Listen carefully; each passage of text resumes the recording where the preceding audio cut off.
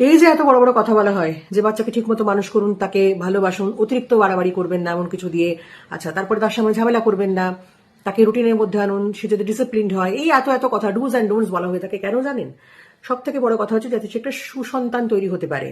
এই যে টক্সিক মানুষ, নার্সিসিস্ট মানুষ দেখেন, এই যে ফালতু ছেলে মেয়ে দেখেন, বিপদগামী ছেলে পুলে দেখেন, এরা কারা? এরা কি উপর থেকে পড়েছে? না, বাবা মা কন্ট্রোল করতে পারেনি, আর কিছু ক্ষেত্রে হয়েছে বাড়ির পরিবেশ, পরিজন, ফ্যামিলি তাদেরকে ওই রকম দিকে ঠেলে নিয়ে গেছে এবং তারা শোধরায়ও না।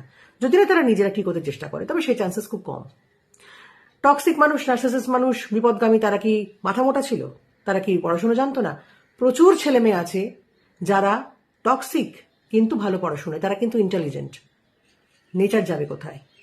লাদেন সাংঘাতিক শিক্ষিত মানুষ ছিলেন, তো লাভ কি হলো?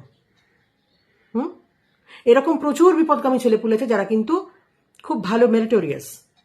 তারা ওই ছোট থেকে বাড়িকে যা দেখেছে, অশান্তি, ঝামেলা, মারামারি, কাটাকাটি, ওটাই ঢুকে গেছে ভেতরে, ওটা তাদের টেস্ট, ওটা তাদের চয়েস, ভালোবাসে, সেই জন্য ও পথে চলে গেছে। সুতরাং সন্তানকে মানুষ করার জন্য যেটা খুব দরকার, বাবা মাকে ঠিক হতে হবে, কন্ট্রোলটা থাকবে, তার যা যা ভালো, তার যা যা দরকার সেগুলো তো নিশ্চয়ই দেবেন, কিন্তু একটা কন্ট্রোল করে দেবেন।